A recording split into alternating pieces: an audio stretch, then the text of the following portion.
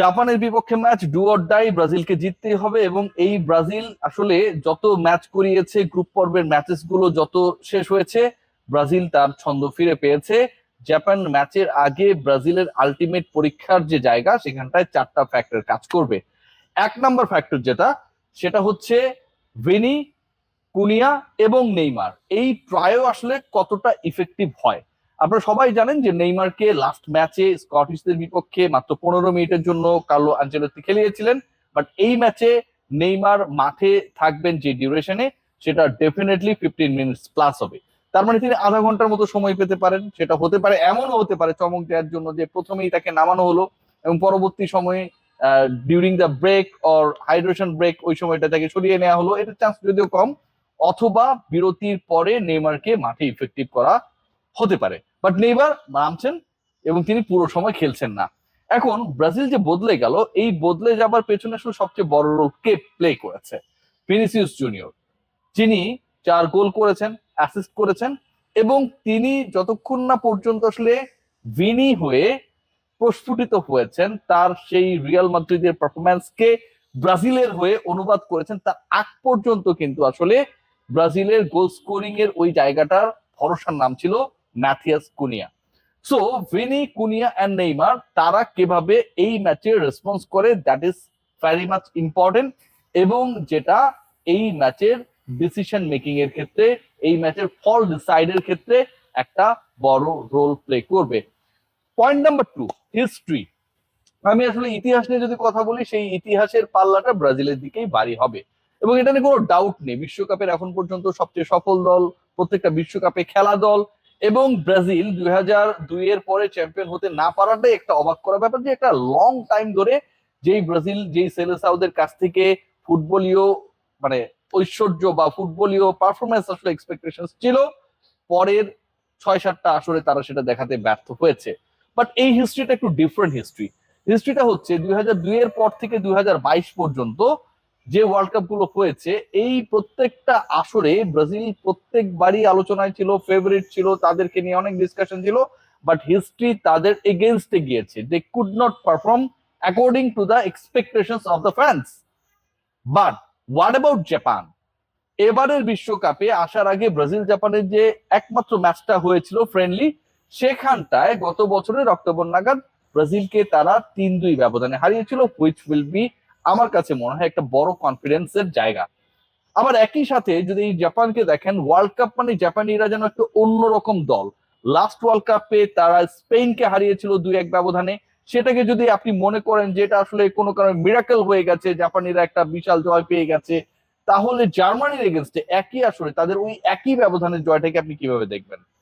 যেই দলটা জার্মানির এগেনস্টে 2-1 ব্যবধানে জিতেছিল 2022 কাতার ওয়ার্ল্ড কাপে, সেই একই দল স্পেনকে হারিয়েছিল।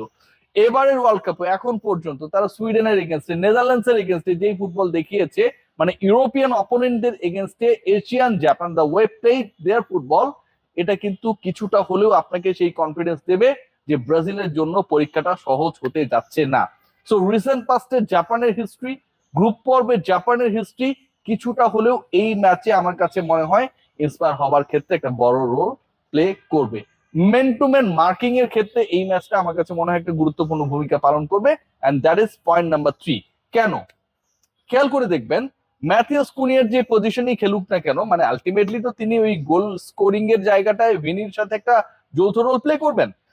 সেইখানটায় তাকে আসলে কার্লো আনচেলত্তি অনেকটা ওপেন স্পেসে রাখবেন, মানে হচ্ছে তার কোনো নির্দিষ্ট জায়গা, পজিশনের জায়গায় আবদ্ধ করার কোনো প্রবণতা নেই। সো যখন একজন ফুটবলার এভাবে ওপেন হয়ে যাবেন, তার পজিশন ওয়াইজ আপনি কিন্তু প্রপার মার্কিং করতে পারবেন না। সো ওই যে মার্কিং করতে পারবেন না, বা মার্কিং এর ক্ষেত্রে একটা বিভ্রান্তি ক্রিয়েট করার জন্য আনচেলত্তির যে কৌশল, এবং যেটা নকআউট স্টেজে ডেফিনেটলি অ্যাপ্লিকেবল থাকবে, কারণ গ্রুপ স্টেজে এই কাজটা করা হয়েছে, সেটা আমার কাছে মনে হয় জাপানের জন্য is going to B challenging.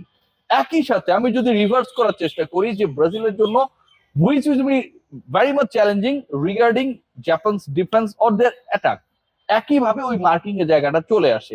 আমার আলাদা একটা ডিসকাশনে আমি বলার চেষ্টা করেছিলাম যে জাপানিদের যে সাইট অ্যান্ড দেয়ার কি বলবো, যে মানে প্যাটার্ন অফ দেয়ার ফেস, সেটা কিছুটা হলো বিভ্রান্ত করে।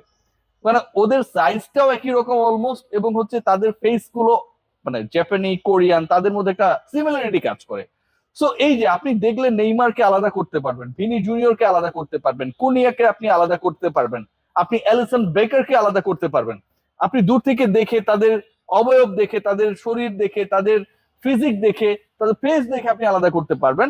আপনি মেসিকে আলাদা করতে পারবেন, নিকোপাচকে আলাদা করতে পারবেন।